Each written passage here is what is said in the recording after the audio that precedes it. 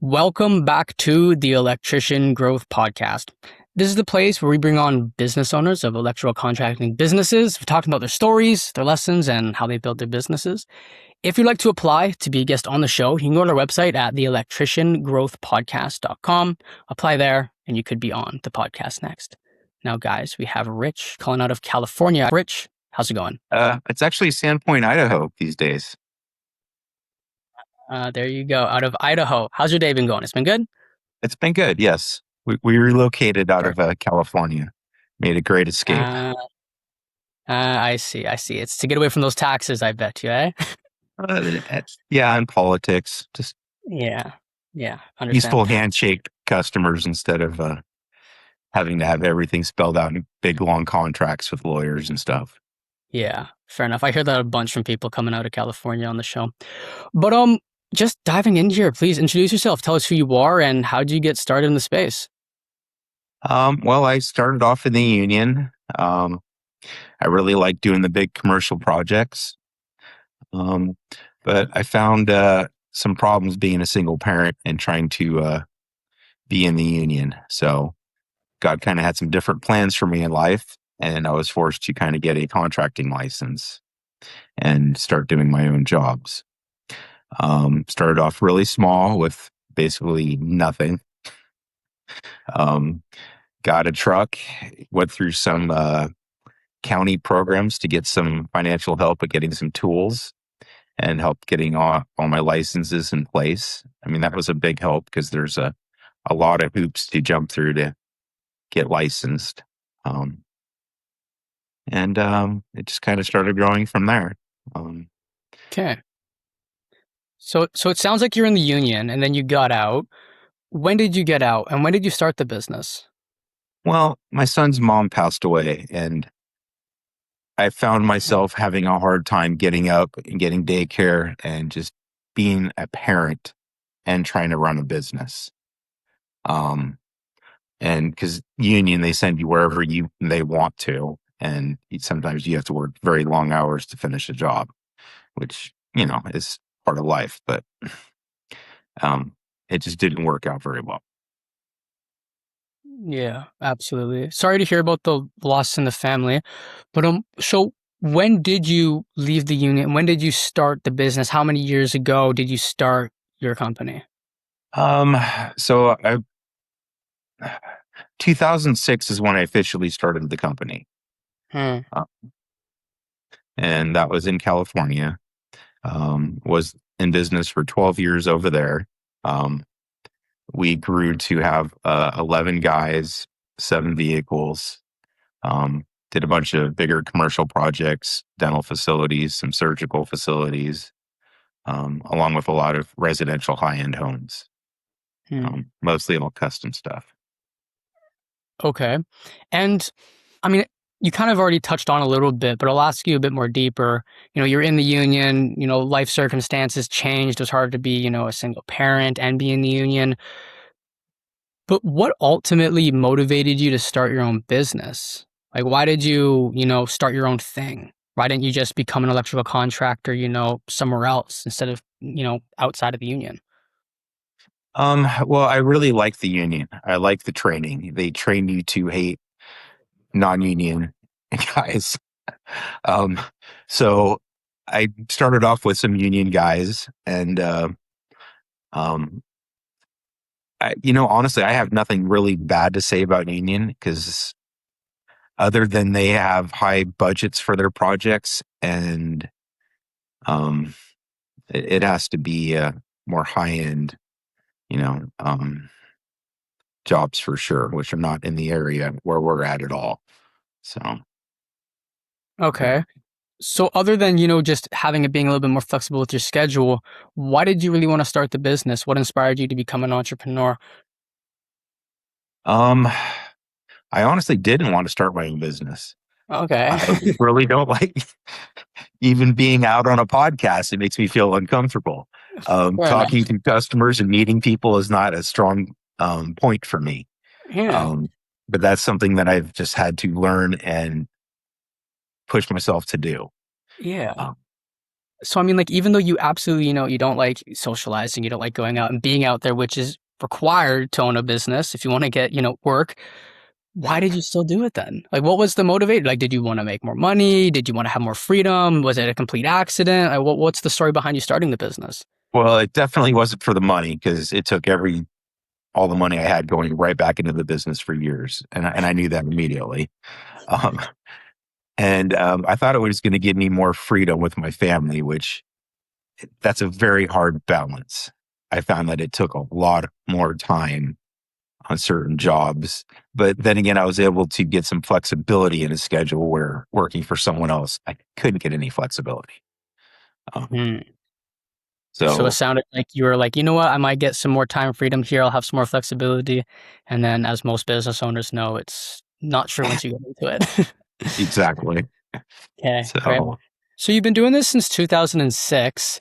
I mean, have you been able to find a happy balance with the flexibility of business and life and all those responsibilities since you've been doing it for so long now? yes, it's called delegating. Um, Yeah. as we started, when we moved up here, we started training apprentices from scratch, and took two guys right out of high school. They're now journeymen, and just kind of trained them how to give a basic estimate, do the job, do the billing, and kind of take care of that themselves, so they can go just do the basic things. Yeah. Um, One thing I hear from a lot of young entrepreneurs in the space is they want to grow, and the only way they can grow is if they start delegating. They can start hiring out people, teaching them how to do things. But the biggest problem they face is trusting those employees to do a good job and just letting them do their thing. So then you can actually go outside and work on the business and grow it to the point they want it to be. So when you started doing that, did you run into that problem of having to trust the team and making sure, everything is fine without you watching and, micromanaging? yes, that has always been a challenge. Yeah, Things will blow up occasionally. Someone will hook something up wrong. Someone will get sick. Things just are always occurring. Um, I find myself giving a lot of things to God because otherwise I would just be frustrated and freaking out on the guys.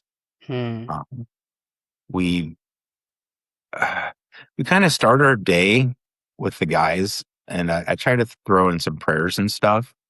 And some of the guys are, will join in too, and that's been a big change from anything that we've had previously. hmm. Um, so we've been in business up here for 8 years, and it's kind of been more pushing towards that Christian kind of company. Okay. And it's found a lot more peace in it, to be honest. Yeah, Um, even in Idaho, it's just peaceful. I live, in trees and forests. It's a small community. It's awesome. Things are done by handshakes, so it's yeah, almost a different type of people as well. So yeah, absolutely. So it sounds like a big part of what you've been doing to, gain that trust a little bit in your employees is building culture. And you've done this in a very unique way. You've done this through religion and Christianity, which I think is beautiful. I'm a devoted Christian myself. I guess when you implemented that or when you started having these meetings and doing these prayers with these people, were some employees kind of like pushed back by that and it wasn't really their cup of tea and they ended up leaving? Like, did you get a lot of resistance from that? we did have a couple people that seemed to have clashes with. They called it my personality. So yes, we've been through a few guys that hung out for about a year and then like, this isn't for me. Um, but I kind of saw some things in their life where God gave them an opportunity to choose one way or the other. I don't really push going to church or stuff like that, but I try to encourage like soft Christian music or, more peaceful music on our job sites and stuff like that. Yeah. Um, so if someone threw in some heavy metal music or something, I'm like, no, they can't do that. Yeah. Um, Yeah. Have you been able to build a solid team of people who really respect the culture that you've built in the business? we have 5 people right now in the company. electricians, and four of them are really strong Christians now. Um, so yeah, it's I don't know. It's got to be their relationship with God because I can't. There's nothing I could do to make them believe into something they can't see. It's that little bits of putting their trust or asking them questions, and then suddenly something gets answered. And I'm like, well, wait a minute. Um, God's Yeah. got to show himself to you. Yeah, absolutely. And it's very, very common to have, culture being part of a business that is growing and that you have good rapport with everybody and everybody's very connected. Because if you have a culture in a business where there's nothing really holding everything together, like you're not on a team, let's say, it's usually very hard to scale and everybody's very disconnected and there's a lot of problems within it. It sounds like you've just really gone the route of the morals and not necessarily the rules, but like the teachings of the gospel and the Bible and all type of stuff, which is very unique. And I would assume that there would have been lots of problems with, hiring and all these types of stuff. It could potentially throw a big roadblock in the way. Have you experienced that when it comes to trying to hire or bring somebody else in where, because of this strong culture you have in the business, it, causes a little bit of conflict? Um, Honestly, in the community that we're in, it's kind of more laid back and almost more of a Christian type community. Um, Idaho has a lot more values in it, a family.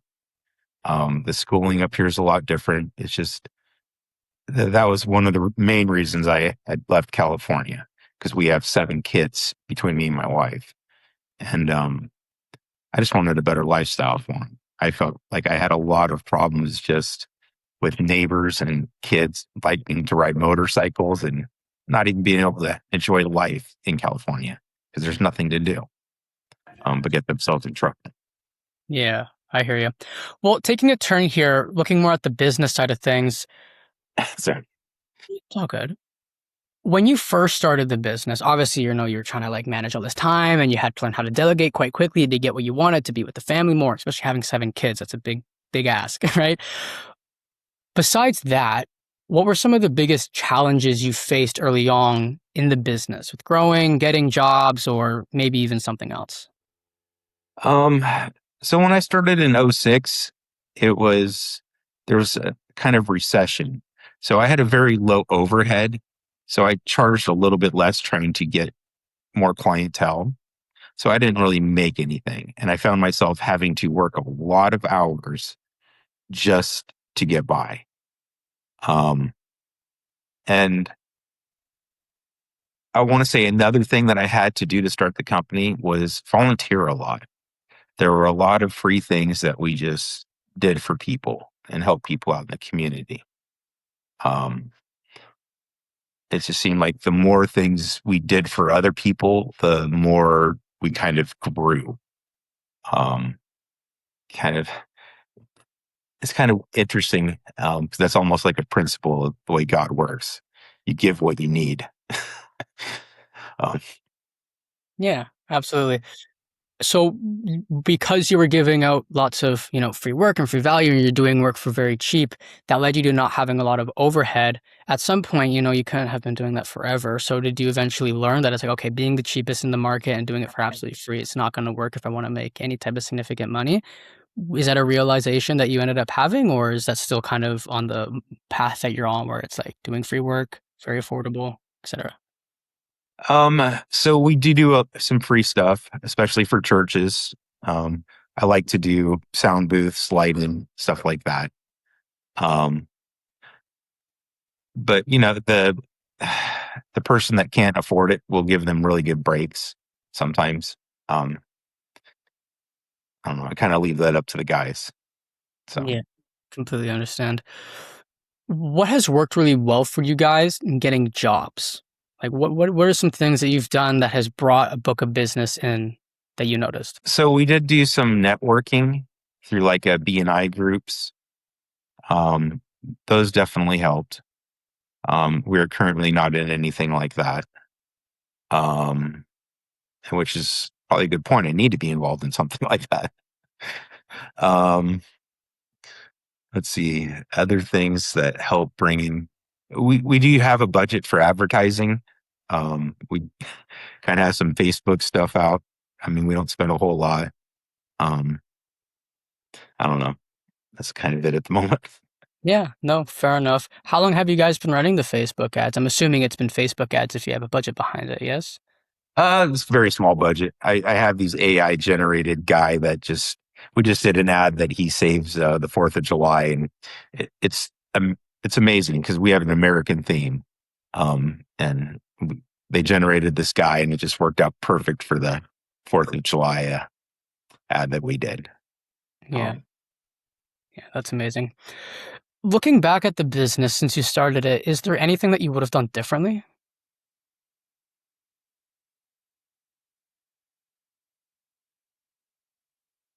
Not really. Even the things I did wrong, I learned from. Um, there's been some people that we've hired and worked along with that had problems with customers that have made us lose jobs and customers. But you can never tell those things. It's just part of a business. Um, you can't please everybody. Some people will just try and, you know, take you for everything they can. Yeah, yeah, I hear you. Have you ever learned any lessons from making a bad hire that you've added to the hiring process now to ensure you mitigate making a bad hire? Well, I've learned a few tricks. Um, look at the individual's car. If it's not clean, it's a mess. That's telling me that's how they live, and that's not what we want in our vehicles or on our job sites. Um, let's see what else. I don't know. Sometimes we'll kind of look at their background on Facebook a little bit, see what they're like. Um, but usually I can read someone pretty quickly to see if they're a good fit. Um, I like the idea of looking at their car. Like seeing if it's clean inside. And I'm sure it's not like, oh, like, do they drive like a 2004 Toyota or do they drive, like a 2028, like, or not 2028, like a brand new car, right? But it's more about like the cleanliness inside, I'm assuming. Like if they have trash everywhere, it's probably not a good sign, right? It's taken care yep, of, it's maintenance, everything looks fine. It's not about the, how new the car is or anything like that. exactly. If their tools are in their bags or if things are scattered everywhere and the whole back seat's full of trash, that's not what I want. Yeah, fair enough. Well, it's been a good conversation. We'll wrap it up with one last question. If you could go back to day one and tell your younger self one thing about business, what would that be? Um, probably to relax and enjoy the ride and quit stressing on it. Because God does have it in control. I think I had a lot of worry. I've had a lot of anxiety in my life, and I've let that kind of rob me of a lot of joy and peace. I see. Beautiful. Well said. Well, this has been great. Thank you so much for taking the time to come on the show. Where can our listeners find your business online? Do you have any websites, social medias, etc.? Topnotchelectric.com. Beautiful. Well, Rich, thank you so much for taking the time. Like I mentioned at the beginning, if you're in the space and if you're interested, if you'd like to come on the show, you can apply at theelectriciangrowthpodcast.com. You can apply through there and you may be on the show next. All right, Rich. Thank you so much. God bless.